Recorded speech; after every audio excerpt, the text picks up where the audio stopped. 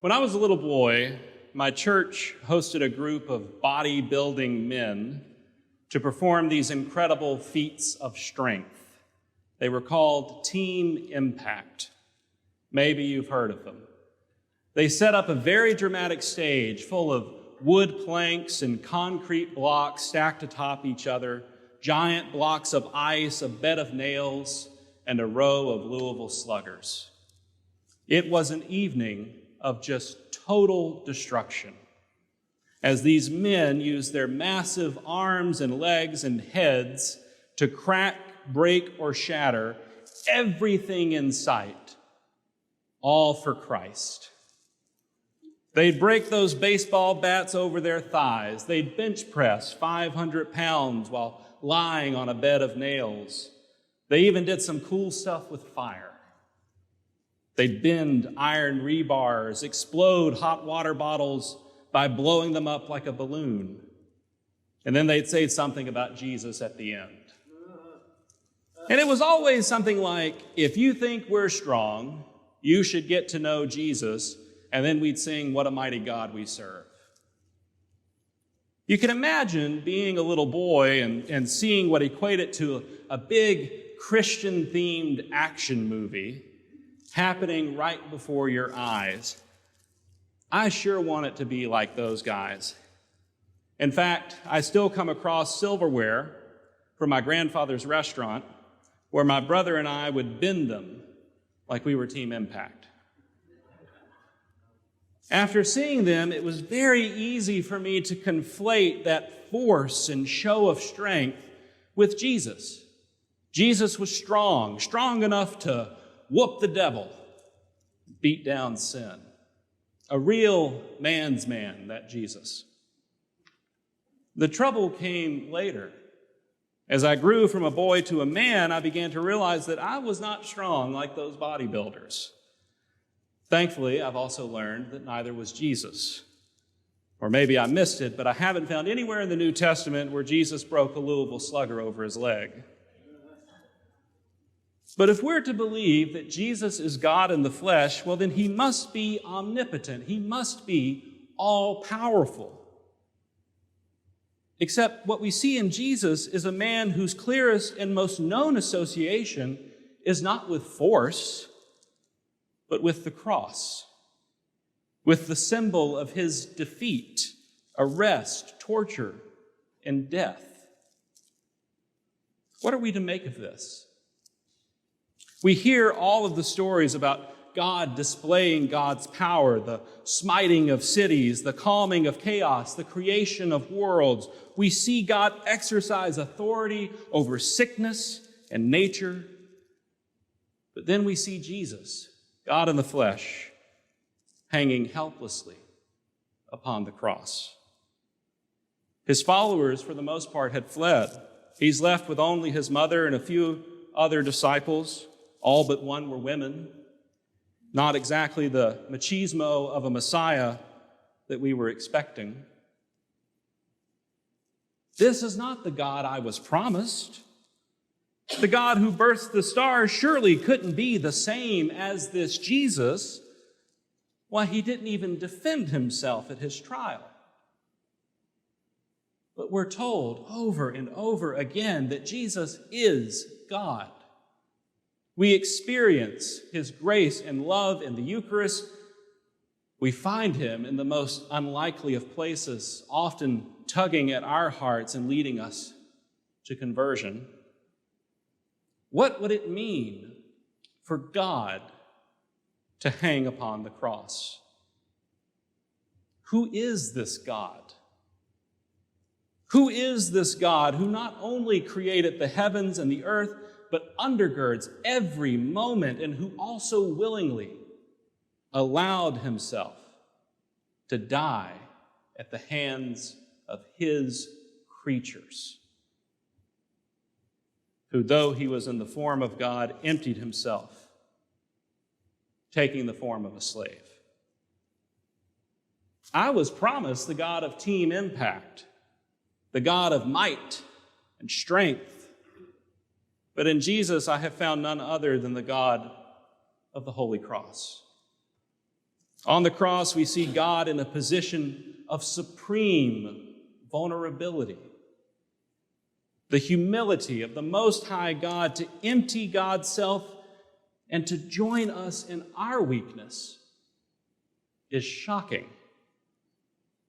And it's shocking because this vulnerability, this humility, this obedience to the point of death, even death on a cross, shows us God's greatest strength. If we accept that Jesus is God in the flesh, then it must follow that we are wrong about what our commonly held concepts of omnipotence and power and strength actually mean.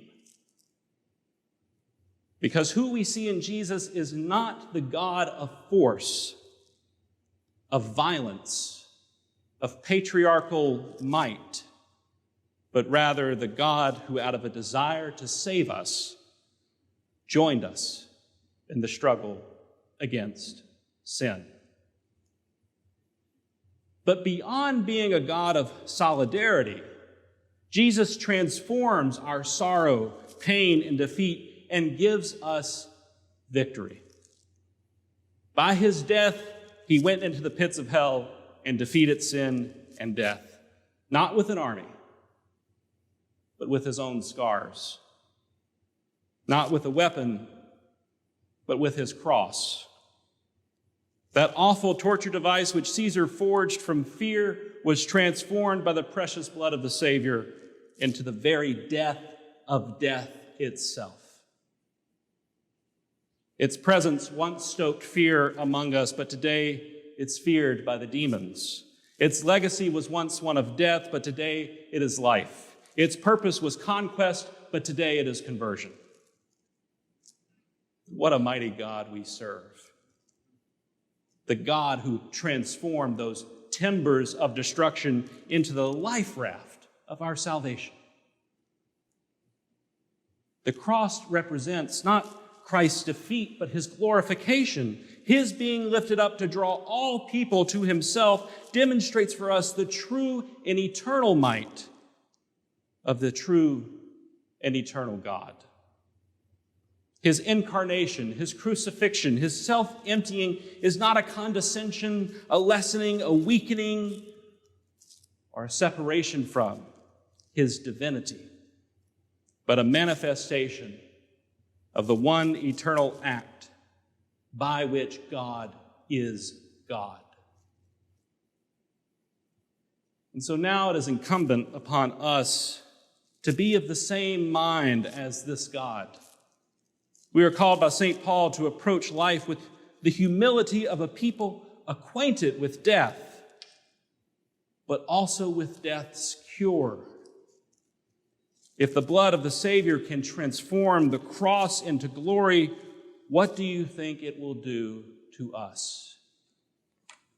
There is no need for great feats of strength from us, but only simple acts of devotion, prayer, and service.